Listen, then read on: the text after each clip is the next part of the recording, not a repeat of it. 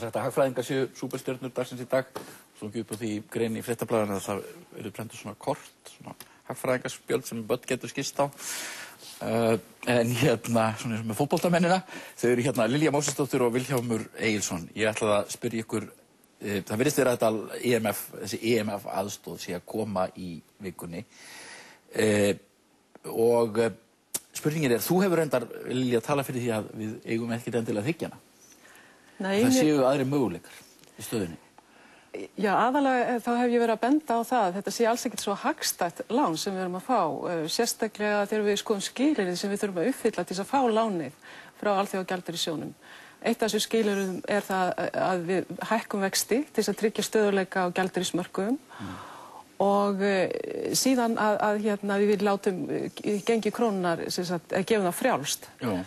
Og gengi krónunnar hefur nú þegar fallið álíka mikið eins og það féll hjá flestum Asíulöndunum sem að lendi í fjármálakreppinu 97, 98. Og það eru allt sem bendir til þess að gengi krónunnar muni halda áfram að falla. Það eru 400 milljarðar í hagkerfinu sem að vilja komast hérna út. Já.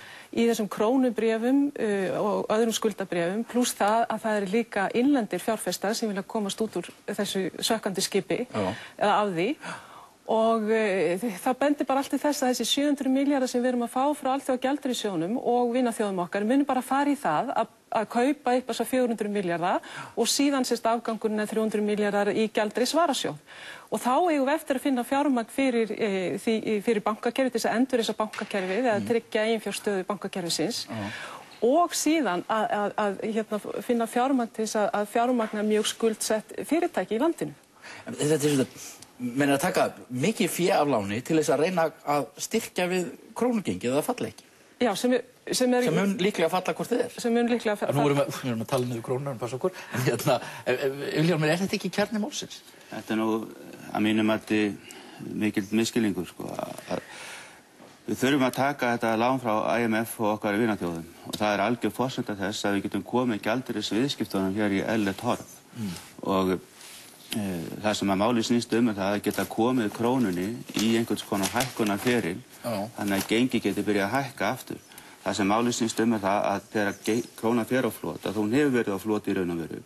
Það eru tvö gengi í gangi, það er annað sem er gegnum Seðlabankann og hitt sem er það sem menn eru að versla á sín á milli og vantarlega liggur botninn einhvers staðar, það er það sem að menn hafa verið að versla og gengið í Seðlabankanum hefur verið að færast að því. En við skulum bara sjá hvað við skuldum Íslendingar í dag. Heimilin skulda í erlendum gjaldmiðlum, fyrirtæki skulda í erlendum gjaldmiðlum, bæði einkafyrirtæki og opinber fyrirtæki, ríkið skuldar í erlendum gjaldmiðlum, þótt það sé kannski lítið ennþá. En allir þessir aðilar þurfa að standa skil á vöxtum og afborgunum af þessum skuldum. Ef við ætlum okkur ekki að taka nein lán, ekki frá hvorki frá IMF, ekki frá vinaþjóðunum, við ætlum að fara þannig með okkar erlendu lánadrottna að þeir bara hlaupi og komi hérna aldrei aftur, þá erum við að tala um það að borga niður okkar skuldir og borga þeim vexti á þess að fá neina endurfjármögnun, á þess að fá nein ný lán til að gera eitt né neitt. En ef þessi peningar brenna upp þegar bara farið með út úr landinu, svo gerist þessi í Argentínu á sínum tíma, það bara fóru peningarnir út úr landinu, vel ekki? Nei, þetta er... Jú, að mestu leyti. Að mestu leyti. Já, vel, já, pesetó. Nei, sko, í Argentínu var það þannig að einkaaðilar Argentínu áttu fullt af peningum erlendis, en ríkið skuldaði mjög mikið. Það er mjög sérstakt ástand þar.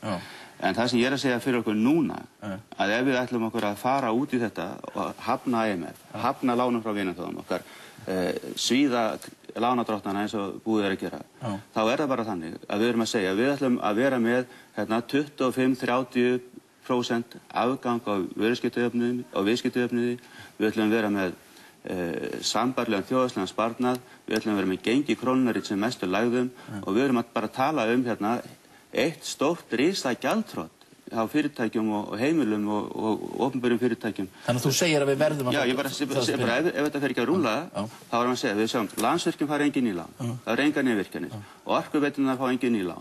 Það er ekkert gert hjá þeim, ekki Orkuveitur, Reykjavíkur, ekki Hítu, Suðurnesja, það er ekki keypt nýtt skip, það er ekki keypt neitt nýtt tæki í fyrirtæki í landinu. Það verður ekki byggt neitt af stórum húsum eða neitt slíkt í framtíðinu. Við erum bara að keyra hagkerfið niður í ekki neitt. Og þetta bara gengur ekki að tala svona. En gengur það að herða bara sultarúluna? Nei, ég er ekki að tala um það. Heldur það sem við þurfum að gefa okkar vinaþjóðum grein fyrir því að ef við tökum þetta IMF-lán á þeim skilyrðum sem þeir setja, að þá mun gengi krónunnar fara í frjálst fall, sem þar af leiðandi þýða þjóðar gjaldþrot. 80% fyrirtæki eru nú þegar tæknilega gjaldþrota. Og ég er nú nýkomin frá Svíþjóð og talaði þar við marga hagfræðinga og þeir virtust ekki gera sér grein fyrir þeim skilyrðum sem að Alþjóðagjaldeyrissjóðurinn gerir hvað varðar lánveitingu til okkar. Þannig að ég vil að við förum og kynnum ástæður þess að við getum ekki tekið þetta lán fyrir okkar vinaþjóðum. Þessar vinaþjóðir fóru sjálfar í gegnum fjármálakreppu upp úr 90 og gerir sjálf þessi mistök að hækka vexti til þess að reyna að ná stöðuleika á gengismarkaði sem þýddi það að það var bara frjálst fall gjaldmiðilsins í einhvern ákveðinn tíma.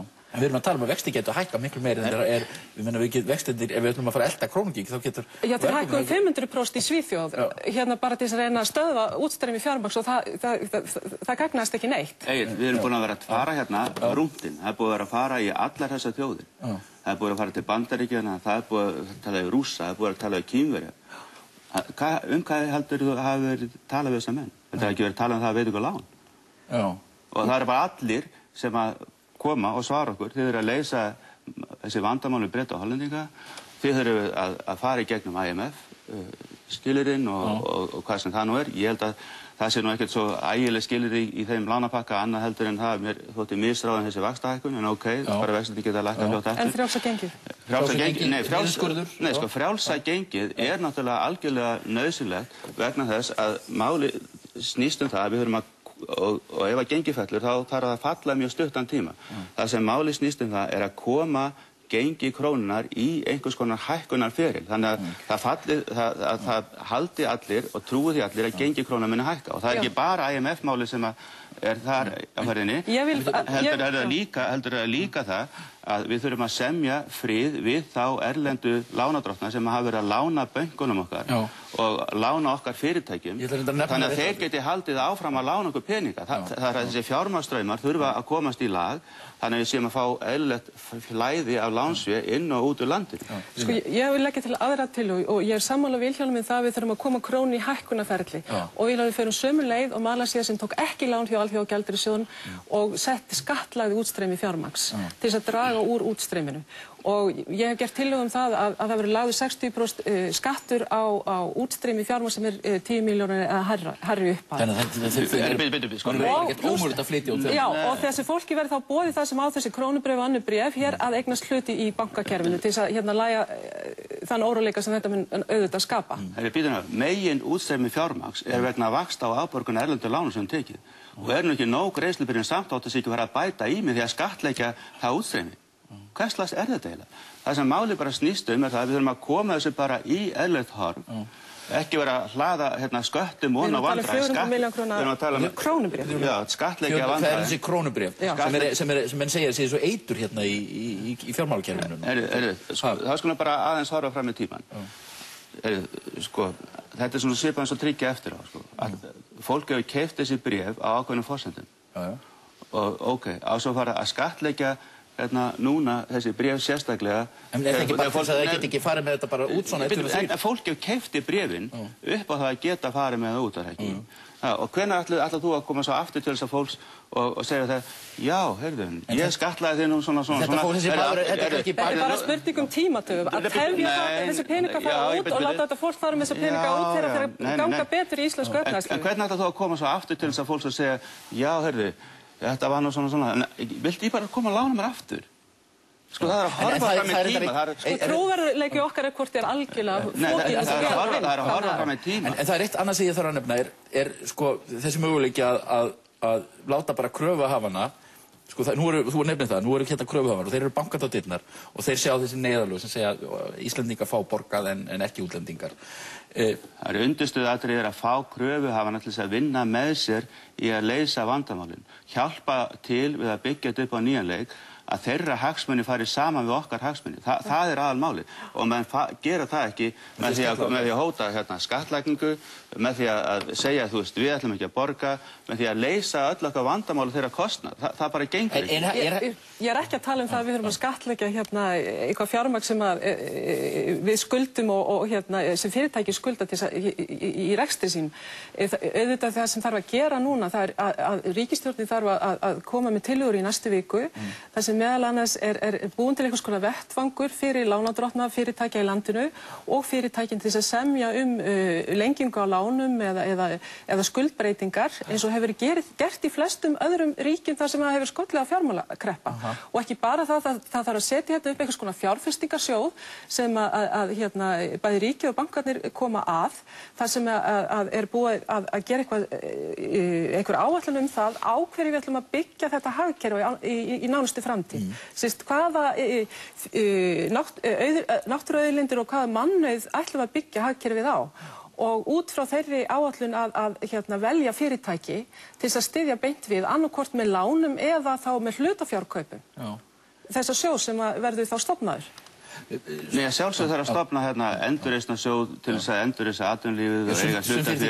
Það þurfum við kannski ekki að endurreisa. Nei, við bara sjáum það eru mörg fyrirtæki sem að falla, en það er mjög, og síðan þurfa bankarnir að hafa sérstök eignarhaldsfélög á sínu vegum til þess að fara með hlutafé í fyrirtækjum sem þeir þurfa að endurreisa. En það skiptir mjög miklu máli að þarna sé faglega að verki staðið, að það sé ekki pólitík í þessu, að fólki sem fer í gegnum svona finnist það sé farið með það á sanngjarnan hátt og það er að halda hjólum atvinnulífsins gangandi og þetta er auðvitað hluti af því og ég tek alveg undir það. En segðu mér, Vilhjálmur, telur þú að það sé mögulegt eins og menn hafa stungið upp á að taka upp evru einhliða? Ég held að það sé ekki lausn að taka hann upp einhliða eins og staðan er núna. Eins og menn voru að stinga upp á hérna síðan? Nei, sjáðu sko, það sem máli snýst... Virkaði svona svolítið patentlaust, sko? Við erum alltaf að leita patentlaust. Nei, ég er búin að fara í gegnum þetta mjög oft og lengi og því miður, því að það væri auðvitað gott ef við getum tekið hann upp einhliða og ákveðið sjálf að komast inn í Evrópska seðlabankann og allt þetta fjármálakerfi sem því fylgir. Við þurfum auðvitað að verða hluti af hennu alþjóðlega fjármálakerfi og evran spilar þar mjög stórt hlutverk. Það var talað um að skipta henni bara út, svona 1, 2 og 3. Já, sko ákosturinn við það er sá að við getum það að vísu, en þá er það spurningan á hvaða gengi gerum við það, en síðan ætlum við að gera þetta í andstöðu við Evrópusambandið og ætlum við að gera það með því að vera með okkar fjármálakerfi áfram algjörlega frístandandi eins og það var og varð okkur að falli. En þú að segja þetta? Nei, sko, ef við bara skoðum Ungverjaland sem er nú búið að vera í Evrópusambandinu síðan 2005 og lendi líka í fjármálakreppu núna fyrir nokkru, að því land var ekki gefin ein undanþága hvað varðar að taka upp evru án þess að uppfylla öll Maastricht skilyrðin. Þannig að innganga okkar í Evrópusambandið mun ekki þýða það að við séum við dyrnar á því að taka upp evru. Við þurfum í fyrsta lagi að uppfylla skilyrði það að þjóðarskuldir sé ekki umfram 60% af ríkisskuldir. Já, ríkisskuldir. En það var þessi hugmynd að skipta bara einhvern veginn út krónunni, sko, fyrir evru bara svona yfir. Sko, þá þarf líka að vera til einhver seðlabanki sem getur keypt upp íslensku krónurnar. Og ég hef ekki séð neina úttekt á því hvort að íslenski seðlabankinn sé nógu burðugur til þess. Skuldavandinn heldur áfram og þegar ef við skiptum þessu öllu yfir þá er það áfram þannig að við skuldum heilmikið og við þurfum að geta borgað sér skuldir. Meðal annars þessi krónubréf og allar þær kröfur sem erlendir aðilar eiga í íslenskum krónum. Þannig að þetta gengur ekki upp að þvílu til. En svona almennt séð þá snýst málið það að ef við ætlum að vera með annan gjaldmiðil þá er sá gjaldmiðil miklu sterkari ef við erum að sama tíma hluti af því fjármálakerfi sem þessi gjaldmiðil býr við. Það er að segja með Seðlabankann og annað. Hitt er hægt en það er afar áhættusamt og borgar sig ekki til dæmis í þeirri stöðu sem er núna. Við þurfum að komast í þann feril að geta hækkað gengi krónunnar, náð einhverju nýjum stöðuleika með henni, og síðan þar á eftir farið að feta okkur inn í þessa leið sem allir fara þegar að komast inn í evruna. Það er bara svo leið sem Nú er þinn gamli flokkur að fara að pæla í Evrópusambandinu, heldur að hann muni ákveða að taka upp Evrópusambandið sem stefnumál?